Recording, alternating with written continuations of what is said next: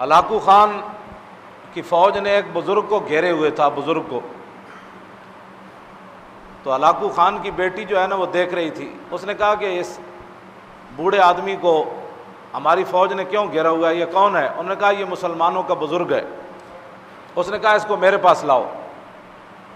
Hulagu Khan کی بیٹی کے سامنے جب اس بزرگ کو لایا گیا تو ہلاکو خان کو بیٹی کہنے لگی کہ خود ہی تمہارا اسلام کہتا ہے کہ اللہ تعالیٰ جس کو چاہتا ہے سلطنت عطا کرتا، قل اللہم مالک الملک تؤتی الملک من تشاء وتذل من تشاء بیدک الخیر انک علی.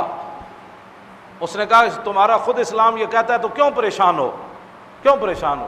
تم ذلیل تھے، اللہ نے ہمیں عزت دے دی، ہمیں بادشاہی دے دی، تم کیوں پریشان ہوتے ہو؟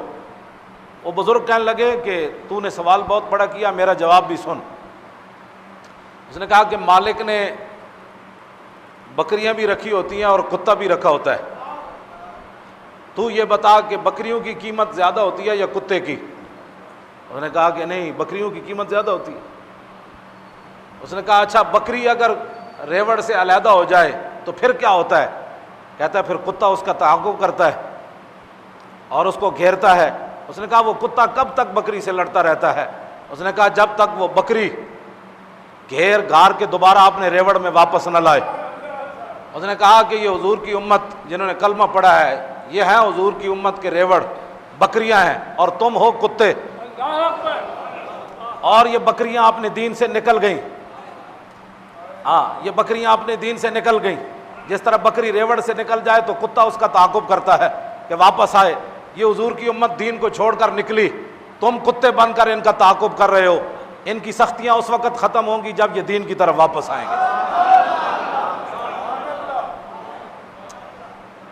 اس بزرگ کے جواب پر بھی لاکھوں سلام. ہاں یہ حضور کی امت ریوڑ سے نکل گئی، اسلام سے جب نکل گئی تو کتے ان کو پڑ گئے. کوئی چیچنیا میں پڑ گیا، کوئی بوسنیا میں پڑ گیا، کوئی عراق میں پڑ گیا، کوئی شام میں پڑ گیا، کوئی کشمیر میں پڑ گیا. ہاں جی یہ کتے پڑ گئے سارے. تو یہ بکریوں کی جان کب چھوٹے گی؟ جب یہ اپنے ریوڑ کی طرف، اسلام کی طرف واپس آئیں گے اور رسول اللہ کے دین کو سینے سے لگائیں گے. پھر کتا ان کو نہیں کاٹے گا، پھر کتا ان کو نہیں لڑے گا. تو کتے سے بچنے کا ایک ہی طریقہ ہے کہ یہ حضور کے دین کی طرف واپس آئیں. جب تک یہ واپس نہیں آئیں گے کتے ان کو کاٹتے رہیں گے. واپس آنے کا ایک ہی طریقہ ہے، انہیں جانا.